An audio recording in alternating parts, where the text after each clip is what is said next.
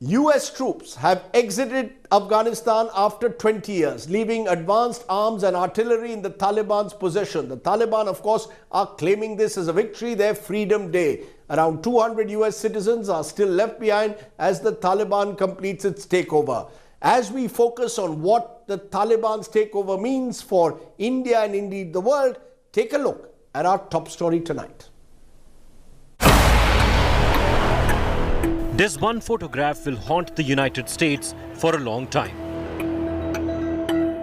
Major General Christopher Donahue was the last American soldier to leave Afghan soil well within the pullout deadline. A rather timid end to a tumultuous 20-year stay in an alien land, often described as the graveyard of empires. There was no formal handover of the keys, so to say. The Taliban celebrated the departure of the last US plane Monday midnight, firing bullets in the air.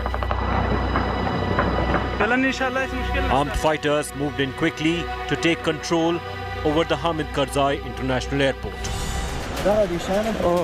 Fighters of the Taliban's Badri 313 unit, equipped with looted American equipment, boots and body armor, made their first entry into the airport.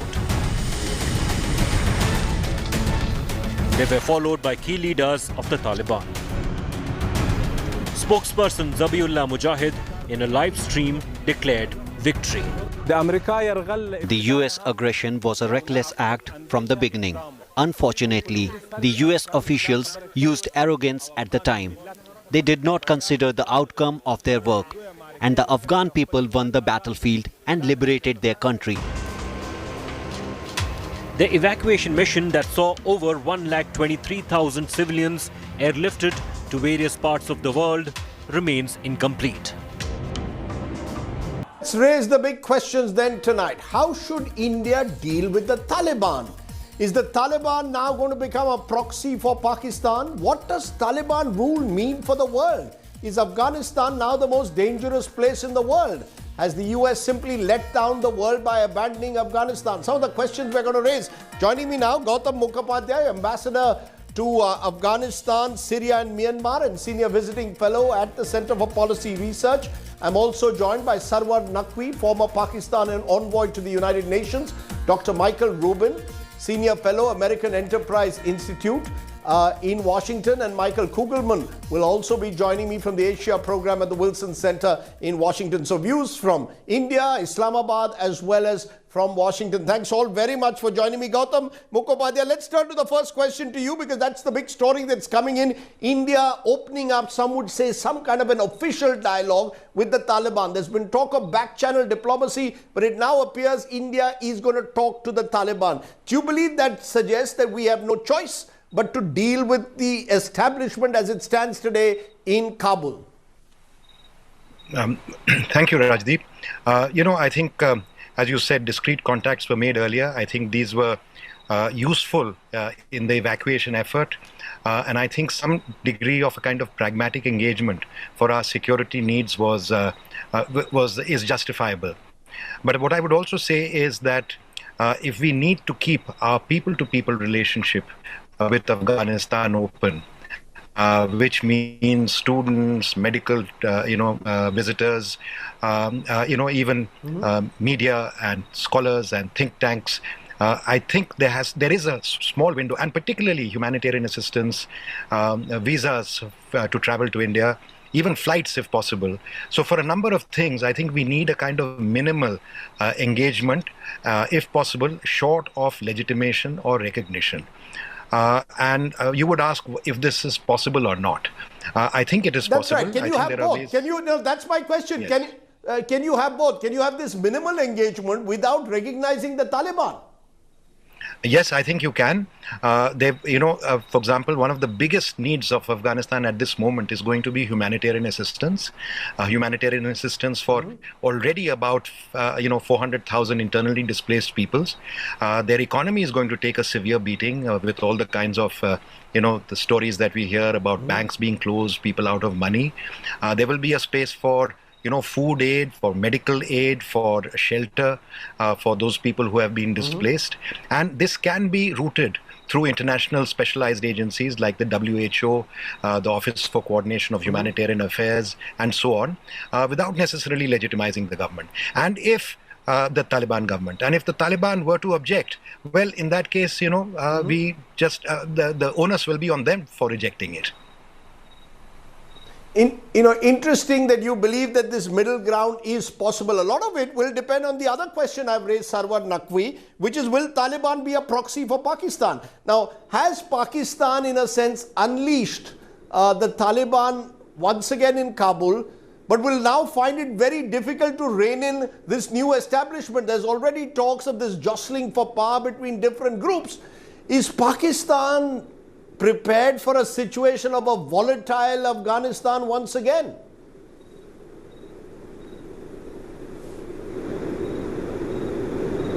Envoy Naqvi, can you hear me? You're on mute, Ambassador, you're on mute. Can you? Yes. Can you hear me now? Can you hear me now? Yes, I can now. Yes, I can. All right. Yeah.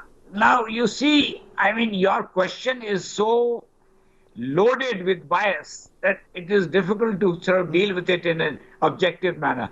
You say Taliban as a proxy of Pakistan, Taliban as a proxy of Pakistan, which is likely to be, can it be reined in and all that. You see, Taliban are a reality in Afghanistan. Their entry into Afghan cities and provinces was not resisted anywhere. There was no great battle of Kabul. There was no great battle of Kandahar. So, and now the Indian envoy is meeting the Taliban. So you have to change your tune, my friend. And don't. No, I just want to. No, you're saying. So sorry, sir. Sir, you're saying my question is biased. No. I just want to understand what is the relationship that Islamabad will have with Kabul. If you don't like the use of the word proxy, you give me a better word to explain the relationship between the regime in Islamabad, particularly the ISI army deep state, and the Taliban militias in Kabul. You give me a better word. You explain it for us. You see, proxy is a bad word, okay? Don't use it, please. The word that you can use is a friend, or a country with which we have good relations. And now there is still no government, by the way. The Taliban are trying to form an inclusive government which will have people from other groups, movements, parties and all that. So, here is something that has happened which you have to look at in an objective manner. And I think we look towards the regional countries, including India and Iran and China and Russia, to play their role in bringing about peace and stability in Afghanistan. What you need in Afghanistan is peace and stability. You have to focus on that rather than other elements of Taliban. Before I come to you, Michael Rubin, just a quick short riposte to that from Gautam Mukhopadhyay, if you want. Ambassador Naqvi is saying, look at us as friends of Kabul. Islamabad is a friend of Kabul. It's not a proxy regime there. Can we look at that? Because one of the fears that has been expressed is terrorism being exported out of Kabul. How do you respond? The Pakistanis are trying to play down their equations with the Taliban. Yeah, 2 points. There can be no denying that the Taliban were raised by Pakistan, by its home ministry in 1994. And after their ouster from Afghanistan, they went back to Pakistan. And in Pakistan, they were radicalized. In the first instance, they were ultra-conservative. They were not a military or a terrorist force. Taliban 2.0 stationed in Afghanistan were provided all kinds of logistical and other needs, right down from indoctrination to recruitment of terrorist attackers, to the kind of radicalization of mullahs, which they then exported to Afghanistan, to the kind of psychological warfare, the information warfare, the masterminding of military strategy and tactics. All this has taken place from Pakistan. It's a very sophisticated operation, and I would like to compliment the Pakistani army and the ISI for their execution of it. And I think it should be studied by military analysts all over the world. But to say that they are not a proxy, but I also agree that, somewhere once they come into power, just like it was with the Mujahideen, they will show that fact that they are uncomfortable with the kind of control and tutelage that Pakistan exercises over them. Just to give you an example, Mullah Baradar was in jail in a sting operation really planned by the Pakistanis and executed by the Americans for 8 years. Have we seen any squeak of protest or a whimper from the Taliban against the treatment of Mullah Baradar, who was treated extremely badly in Pakistani jails, or the fact that Mullah Umar's death was kept secret for 2 years, or that Mullah Haibatullah has never been seen, and we are only dealing with spokespersons and one deputy leader at the most. It's extraordinary that Pakistan should make this claim, that Mr. Sarwar Naqvi should make this claim. Well, are you going to give me a right to reply? Or? Yeah, okay, I'll give you a right to reply because Michael Rubin is waiting on. I'll give you a quick right to reply. This is not just about India-Pakistan because the US has much to answer for what's happened. But yes, I'll give you a quick right to reply. The fact is, this is a deep relationship which has been used to radicalize and export terror. Why not accept it? I don't think that is correct, and therefore, I mean, you can hold your opinion as you wish, but it is totally wrong to make these kind of allegations against Pakistan. We are a responsible state which has always wanted peace and stability in Afghanistan, and as regards terrorism, many countries play this game. I mean, terrorism is not, something that exists only here. There are, India has been doing terrorism in Pakistan. We have an Indian spy in our custody at the moment. We can go around in circles, and that's part of the problem. We can go around, India and Pakistan, particularly Pakistan, can go around in circles on the issue of terror. When the fact is proven internationally, there have been groups operating out of Pakistan that have been exporting terror. But we'll come to that in a moment. I want to come to you, Michael Rubin, because the fear is this is what the US has done. You've abandoned Afghanistan and you've left it as the most dangerous place on earth. We've seen today the kind of images also of those who are seen to be sympathizers of the previous regime being gunned down. Michael Rubin, what do you see this now? How do you see America's involvement in Afghanistan? Has America abandoned Afghanistan in a sense now that the withdrawal is complete? I will answer your question directly in a moment.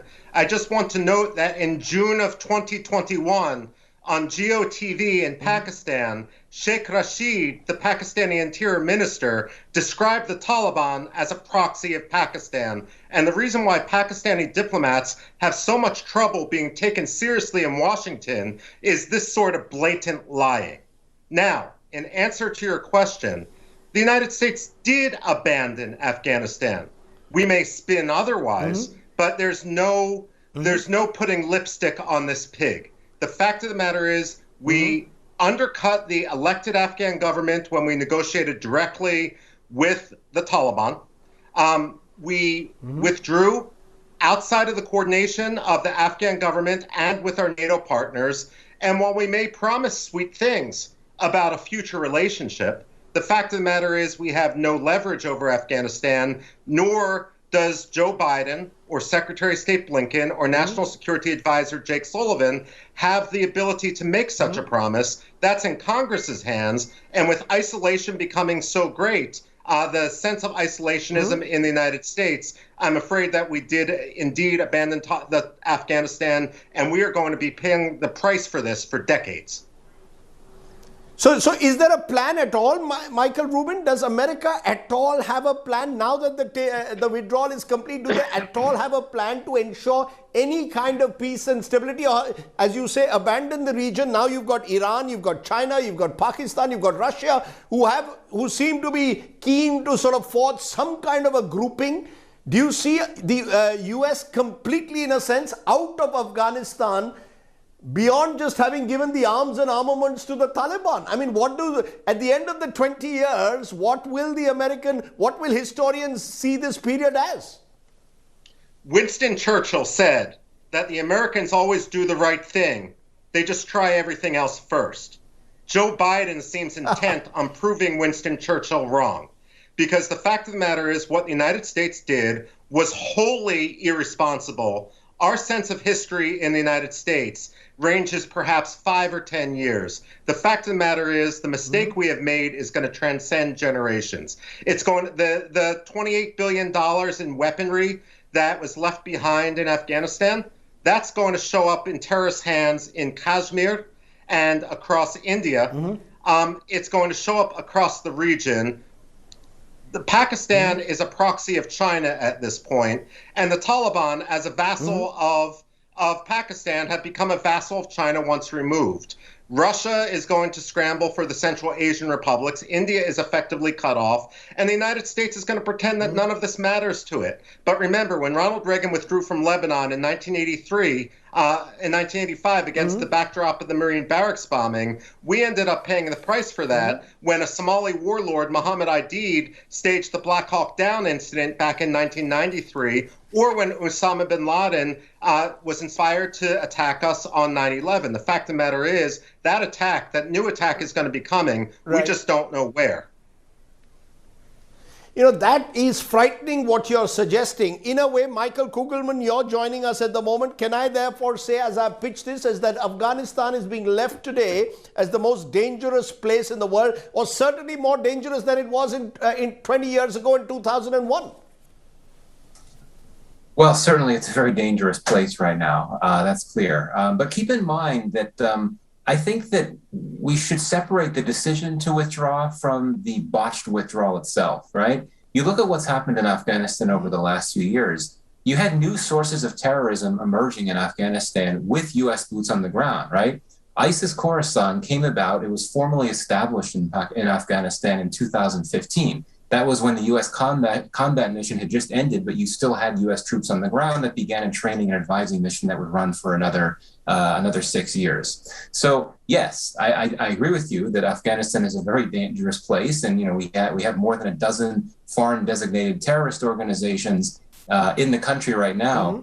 But I don't think we should suggest that if you were to have U.S. troops stay there in Afghanistan, that you would not have the dangers that you have now. Certainly, I acknowledge that with the Taliban now in full control and with U.S. troops and all foreign troops gone, that will certainly provide a very conducive environment for terrorists of many stripes to reconstitute themselves and strengthen themselves. But let's be clear that Afghanistan is very different now than it was in the pre-9/11 era. We could talk all we want about the resilience and the continued strength of Al-Qaeda, but it's not what it was several decades ago. No, but and ISIS certainly is a very serious threat to be concerned about. But the question, Mr. Kugelman, that I asked Mr. Rubin as well, what therefore is America's balance sheet at the end of 20 years? Today you've left a country, possibly, as you say, still one of the most dangerous places on earth, would have been possibly the same 5 years ago, but it's even worse. How will America justify this pullout to the world? You can justify it to the American people, Mr. Kugelman, but how do you see the Biden administration justifying it to the world? Well, I think the argument would be that U.S. troops had done everything they could after all these years. And again, the Taliban was making major gains across the country well before the decision to withdraw was made and announced, right? When you look back at the maps of Afghanistan 3 or 4 years ago, you had large areas of the country that were under Taliban influence and control, including areas near the provincial capitals that they would eventually seize. But certainly, I think that it's the botched withdrawal, the evacuations, how that was botched. That's where the administration has a lot to answer for sure. And the fact that the botched evacuation put at risk not only U.S. Americans, U.S. diplomats, but also diplomats from so many other countries, right, NATO partners and treaty allies and others. That is where the concern lies. And I think that's where you have to worry about hits to U.S. credibility. But I really don't think that the decision to withdraw itself is something that would impact U.S. credibility. It's how it was executed.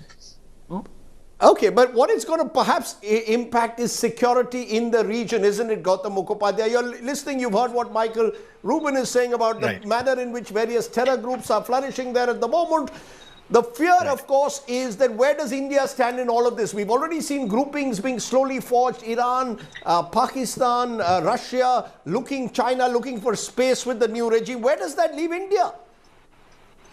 Look, we should not forget that the large majority of Afghan people are totally opposed to Taliban rule and are showing that and are voting for that with their feet, trying to leave Afghanistan by any manner possible, even hanging on to aircraft and throwing their children, not throwing, but passing over their children to US troops at the airport. So I think that's one fact.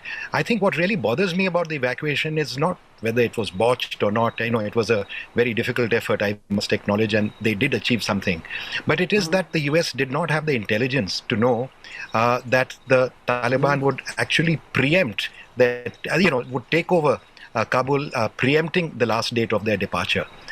Number one. And number two, I think everybody knows that the Taliban, this was not just a Taliban operation, that all manner of extremist groups, whether it was the Hizb ut-Tahrir or the IMU or the ETIM or any number of Pak-based anti-India groups, anti-Shia sectarian groups, were all part of this, military takeover, and that it is going to be impossible for any country, even if China wishes to separate the ETIM and deal only with the ETIM, it is going to be impossible for the Taliban to disentangle and separate and break off their connections that have been forged in the trenches of this conflict.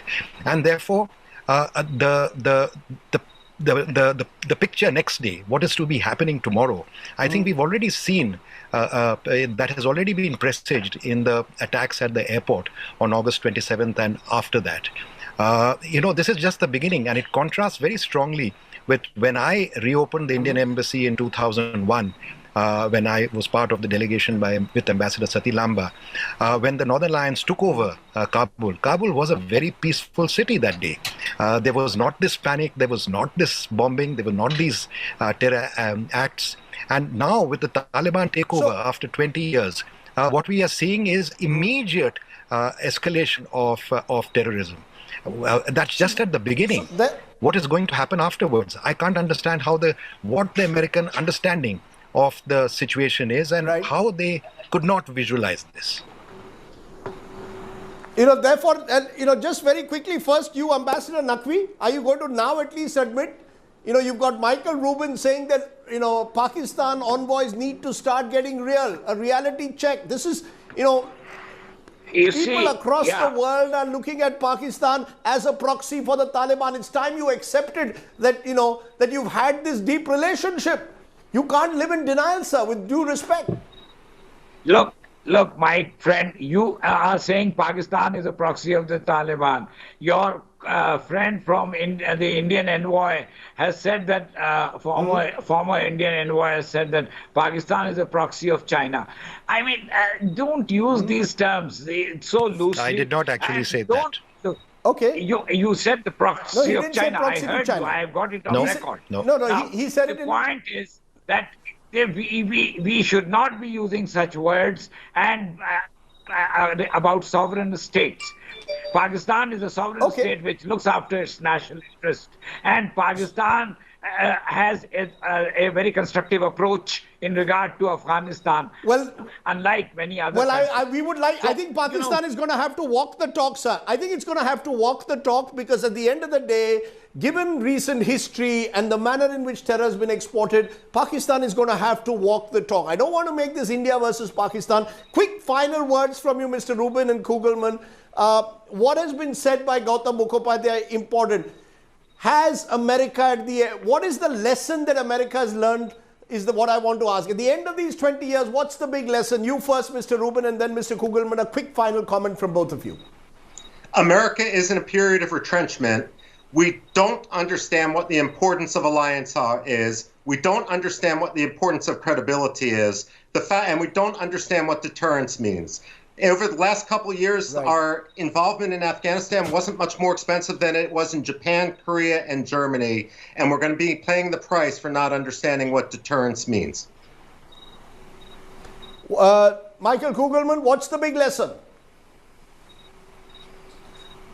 I think the lesson is that as difficult as it was to leave, it would have been even more difficult to justify staying. And despite what happened over the last few weeks, I think it's hard to deny that. Now, the administration has claimed that its priority is to focus on other priorities, quote unquote. So it plans to try to deepen its relations with East Asia, the Indo-Pacific region. It wants to focus on solidifying the Quad. So I think we should hold the administration to that. Let's see, is it really ready for that? And the vice president was recently on a long trip to Asia, trying to reassure allies, but it's going to be tough. There's a lot of skepticism among U.S. treaty allies, which was exacerbated by what happened over the last few weeks. So I think we need to watch the administration very closely to see if it's able to get around this big blow that it's experienced over the last few weeks to try to restore its alliances and restore its credibility.